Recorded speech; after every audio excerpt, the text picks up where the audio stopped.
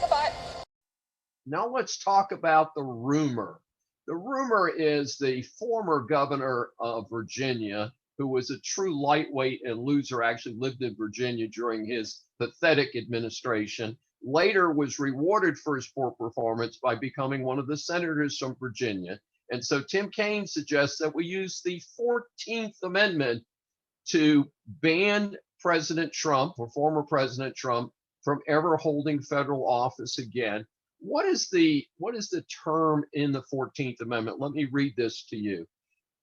Bars people who have engaged in insurrection or rebellion or given aid and comfort to the enemies thereof.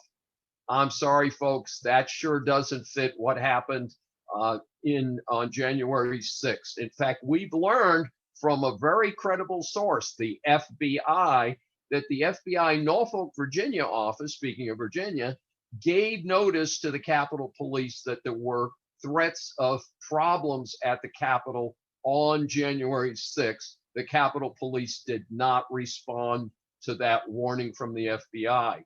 Further, the FBI has reported in the last week that one of the things that was discovered, and this has only been reported recently, was they found a pipe bomb at the Democratic headquarters in Washington and the Republican headquarters in Washington the night before January 6th. They still didn't beef up the police at the nation's capital. Clearly, when you're talking about pipe bombs at both the Democrat Republican headquarters, when there are credible reports, which we'll be introducing in future Saving Americas, that there were a lot of people involved in this who were not involved in the Trump rally, who were not supporters of President Trump, that clearly something else was going on at the US Capitol. It is extraordinarily unfair to blame it on Mr. Trump.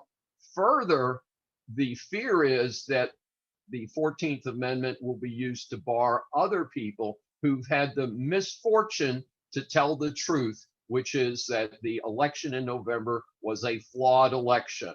Was it significant enough? Was there enough fraud to change the outcome? None of us know, because the investigation has not been completed.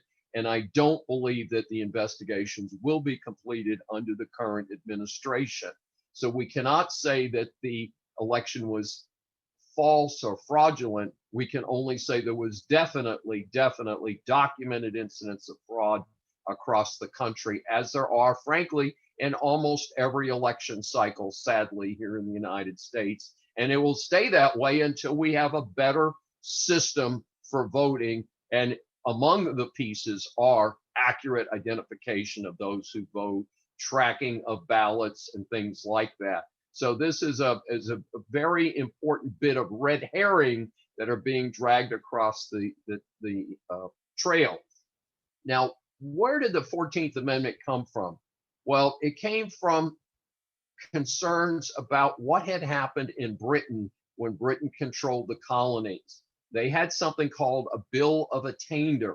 A Bill of Attainder was an action by Parliament to ban unfavored individuals from holding office, no court involved, no jury involved, no opportunity to confront your accusers.